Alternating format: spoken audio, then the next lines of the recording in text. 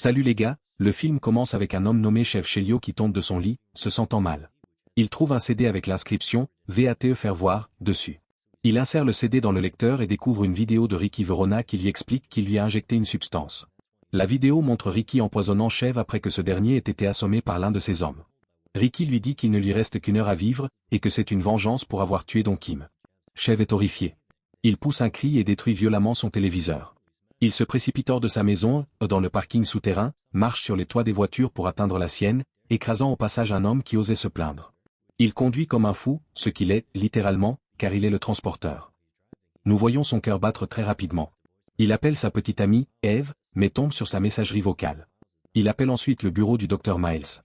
Une secrétaire répond que le Dr Miles est occupé. Chev lui laisse un message urgent pour le médecin, Chef Chelio est un homme mort. Chev continue de conduire, mais il commence à faiblir. Sa vision se trouble.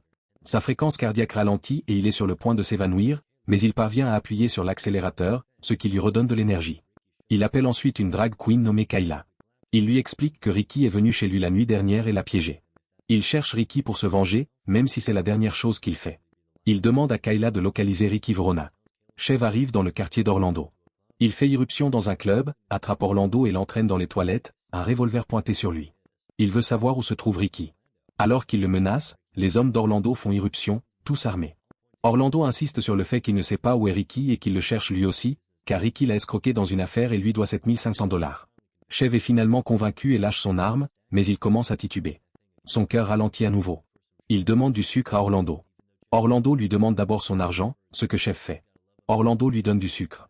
Chev déchire le paquet, en éparpillant le contenu sur le sol, mais il s'en fiche et sniffe tout le sucre avec son nez. Cela le stabilise et il peut se tenir debout. Il dit à Orlando qu'il cherche Ricky parce que des Chinois l'ont engagé pour le tuer. Orlando comprend que cela concerne Don Kim. Alors qu'il parle, le cœur de Chev ralentit à nouveau, et il dit que le sucre ne fonctionne pas. Il sait ce qu'il doit faire, casser des gueules. Avant qu'Orlando ne puisse réagir, Chev donne un coup de tête à l'un de ses hommes, crie « Qui en veut ?» et s'enfuit du club, poursuivi par tout le monde. Il monte dans sa voiture et s'en va. Pendant qu'il conduit, Ricky Verona l'appelle et lui demande pourquoi il n'est pas encore mort. Il se vante aussi d'avoir couché avec la copine de Chev. Chev jure qu'il le trouvera et lui dit qu'un certain Carlito aura sa peau quand il saura ce qu'il a fait. Ricky répond que Carlito et lui sont amis maintenant. Alors qu'il est au téléphone, des policiers lui demandent de s'arrêter à plusieurs reprises, mais il les ignore. Un autre appel arrive, c'est le Dr Miles. Chev lui explique qu'il a été empoisonné et lui décrit ses symptômes, tout en traversant un centre commercial en voiture. Le médecin lui dit que c'est l'adrénaline qui le maintient en vie et qu'il doit continuer à bouger. Il pense qu'il a reçu le « cocktail de Pékin », qui bloque les récepteurs d'adrénaline, s'il arrête de bouger, il meurt. Alors qu'il est toujours au téléphone et que les flics le poursuivent, il percute des choses et se retrouve sur un escalator. Il s'en extirpe et se met à courir. Le Dr Miles dit qu'il sera à Los Angeles dans environ une heure et dit à Chev de continuer à bouger. Chev sort et voit un taxi. Il jette la personne à l'intérieur hors du véhicule et dit au chauffeur de rouler. Son cœur ralentit à nouveau, et il dit au chauffeur de mettre la musique à fond. Il hoche la tête violemment au rythme de la musique, qui parle d'un cœur grincheux. Peu de temps après, il s'arrête, dit au chauffeur de l'attendre, et entre dans un supermarché. Il attrape le préposé, le jette au sol, pointe une arme sur lui en disant « Tu bouges, tu meurs », et se met à prendre toutes sortes de boissons énergisantes. Il appelle sa copine, mais c'est toujours la messagerie. Il prend des fleurs pour elle. Il retourne au taxi. Le chauffeur l'a attendu. Chev lui dit de se diriger vers Beverly Hills. Nous sommes maintenant aux pentouses de Carlito. Carlito plonge dans sa piscine et voit Chev y nager. Chev lui demande un antidote, mais Carlito dit qu'il n'y en a pas, c'est le truc qu'on donne aux chevaux. Il dit que c'est un miracle qu'il soit encore en vie. Chev lui demande de l'aide pour trouver Ricky, mais Carlito refuse. Il dit qu'il aime Chev, mais que cela compense peut-être le contrat sur Don Kim, qui était mal avisé, car la pression de Hong Kong est trop forte. Carlito souriait, mais lorsque Chev lui hurle dessus, le sourire disparaît. Il lui demande s'il lui manque de respect. Chev sort de la piscine et s'en va. Dehors, son fidèle chauffeur de taxi l'attend toujours. Mais le chauffeur refuse de le laisser monter, car Chev est mouillé. Que fait Chev? Il attrape le chauffeur, le jette au sol et crie quelque chose de raciste. Tout le monde autour se précipite pour lui sauter dessus. Chev s'enfuit en voiture. Sur la route, il reçoit un appel de son médecin. Le Dr Miles lui dit que son vol a été retardé, mais qu'il l'aidera par téléphone. Il lui dit que les boissons énergisantes ne suffisent pas, Chev doit augmenter son niveau d'éphédrine. Il doit se rendre à un hôpital pour se faire injecter de l'épinéphrine, adrénaline artificielle. Cependant, Chev reçoit un appel de Kayla qui dit avoir aperçu le frère de Verona entrer dans le Prince il y a 2 minutes. Chev retrouve Kayla, lui pose quelques questions et entre. Le frère de Verona le voit, sort son arme et le poursuit. Chef se cache à l'extérieur, l'attend, et dès qu'il sort, Chef lui coupe la main. Il lui demande où est son frère, mais l'homme ne répond pas, et un combat s'engage. L'homme essaie de tirer avec son arme d'une seule main. Kayla vient aider son ami et frappe le frère de Verona avec un bâton. Le Russe s'en prend à Kayla. Chef tire sur lui, mais il est à court de balles. Alors que l'homme s'approche, Chef voit la main coupée avec l'arme, la ramasse, pas seulement le pistolet, mais la main, et tire sur l'homme avec sa propre main. Chef prend le téléphone de l'homme et appelle Ricky. Ricky ne comprend pas comment Chef est encore en vie.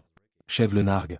Il prend le médaillon du cou du frère, et Ricky devient furieux, car il dit que ce médaillon est transmis depuis son grand-père. Chef dit à Ricky qu'il devra venir le trouver et raccroche. Chef a oublié le dosage prescrit par son médecin, mais il se rend quand même à l'hôpital. Il décrit la substance à la pharmacienne, qui sait de quoi il parle, mais dit qu'elle ne peut pas la lui donner. Elle part pour téléphoner. Pendant son absence, un homme lui dit qu'un spray nasal contient de l'épinéphrine.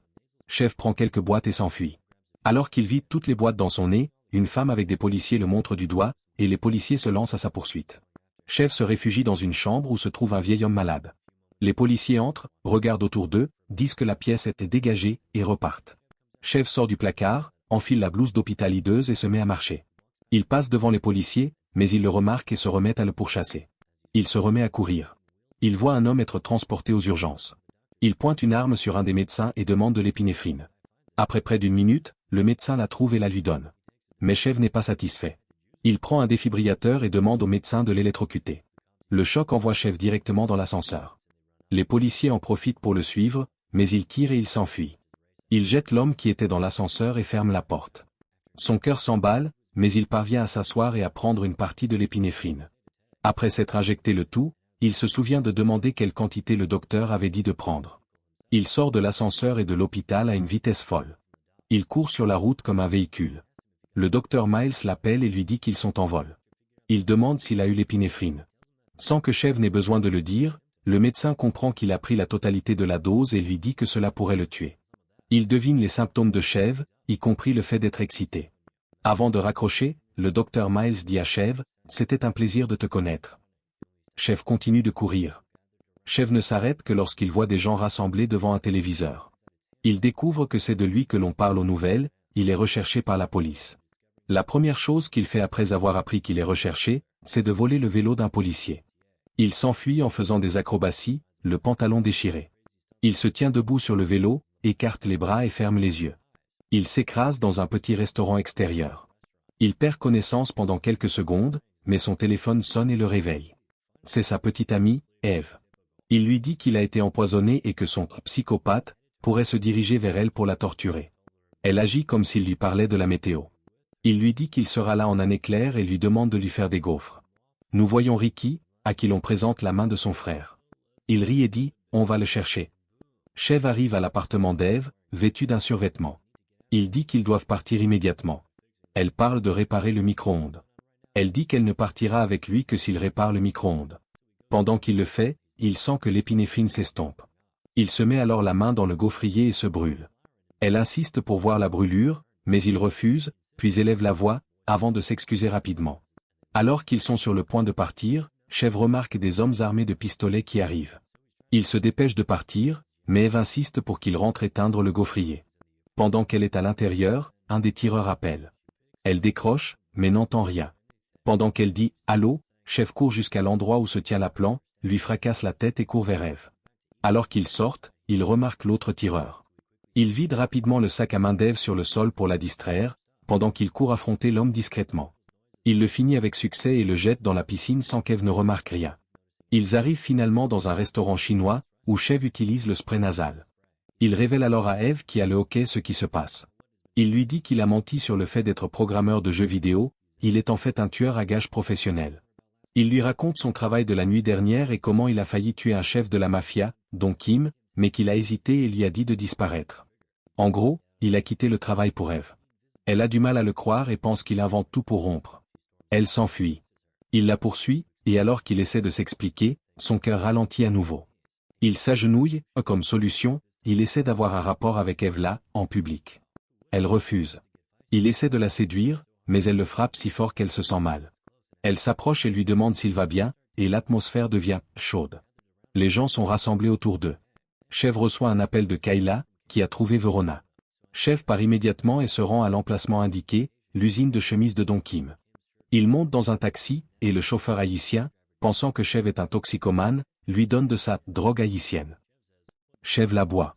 Au début, il est assommé, puis il s'adosse à la fenêtre, et tout semble ralentir, la drogue fonctionne. Il arrive à l'usine de Don Kim, mais il est trop tard, Kayla a été tuée. Quelqu'un le repère en sortant du taxi, mais Chev ne passe pas par l'entrée principale. Il monte sur le toit, voit un homme en costume et le jette. Il entre dans la pièce où se trouve Kayla et demande où est Ricky Verona. Le responsable lui dit que Ricky n'a rien à voir là-dedans. C'est Carlito qui veut le retirer de la circulation parce qu'il a perdu la tête. Les hommes de Don Kim m'expliquent que les pitreries de Chev ont causé beaucoup d'embarras à l'organisation. On lui dit d'aller trouver un endroit calme pour mourir, et qu'ils s'occuperont de Ricky. Bien sûr, Chev ne se laisse pas convaincre. Il ouvre le feu sur tout le monde dans l'usine. Eve apparaît.